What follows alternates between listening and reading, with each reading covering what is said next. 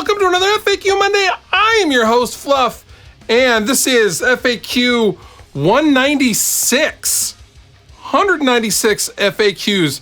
What am I going to do for 200? Maybe I should live stream an FAQ or something. I feel like maybe that would be appropriate for 200 since I've already gone back and looked at old FAQ Mondays. I don't know. Maybe leave some suggestions down below. Or if you want to leave some questions, maybe we'll answer those. I don't know. First question! Should I monitor with the sub when mixing or just use headphones? Interesting question. I mean, it really just depends on your environment. In my old place, I never ever once thought I could really use a monitor. I never thought I was actually missing anything with the low end because that room actually sounded really good and it was tight. It was kind of small. And then I moved over here and my room is really, really even sounding with the exception in the low end from 62 hertz to 80 hertz, there's nothing. It's absolutely and it's dead. Actually, I mean, honestly, if I'm totally honest, anything below 80 is completely gone, which is actually kind of nice because I do now use a sub and I can bring that in accordingly and hear the low end accurately now. Whereas before, I think if I would have had a subwoofer for my mix setup in the old place, it just would have been way too much and there would have been a lot of clashing going on. Physically, there wasn't a lot of room for that anyway, but at least now I feel like I can hear the low end accurately. I like it a little hyped. So when I am listening to it, it's a little bit much than it is actually in the mix, and I know that, which is okay. But if you're in a smaller room and you're kind of worried about low end, just get some decent headphones or use some reference mixes. Find something that you really, really are familiar with and something that you really like the sound of, and just kind of A/B it. I mean, that's a classic trick to use. But honestly, with Subwoofer, only use it if you need it. With your Silver Sky video, you said you used a metal zone as a clean boost. How did you set that up? Actually, it's funny with the Silver Sky metal video. I did that totally as a joke, by the way.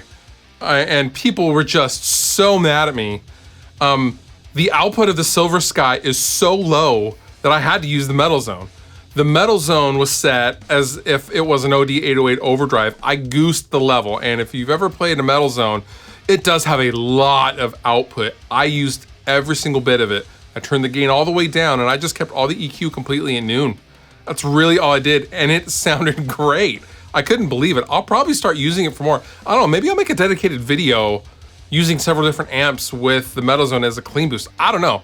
Kirk Winstein from Crowbar and Down used and still uses one of the metal zones into a solid state amp. I think currently he's on the orange solid state amps.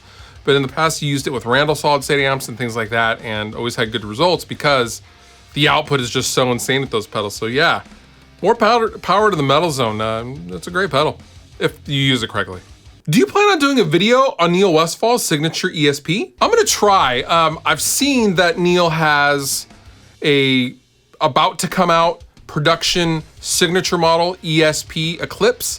Single cut, single humbucker in the bridge. It's white, it looks classy. It looks good. I know a few of their friends, I know Andrew Wade, and I know some people that are working with them. I might try to reach out directly because I know in the past ESP has never wanted to send me anything just because they're if you want to demo anything, you got to pay for it. And I don't really want to buy something on that level just to demo it because ideally I would like to just get a loaner then use it for the video and then send it back as it's usually done, but we'll see. I will definitely try though because I think it looks like a great guitar and I would love to check it out. And now Fluff reads a tweet. Are shoulders the butts of arms?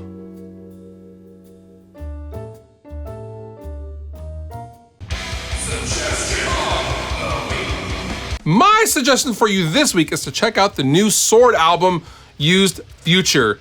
They are continuing to go in kind of an experimental new direction instead of just the super bashy over the head with riffs style that they're kind of known for. I kind of dig it. I hope the next album is full of really nasty riffs. Not that this album isn't, but it kind of is a continuation of High Country, and I would best describe this and that album as the after party, the mellow out after the big show, if you will. It's still cool, it's still groovy, it's still the Sword, it's still awesome in my opinion. I really like it. I like that it's a little bit more mellow, but check it out and let me know what you think. All the links down below in the description. You have been wonderful. I've been Fluff. Thank you so much for watching, and I will see you next time.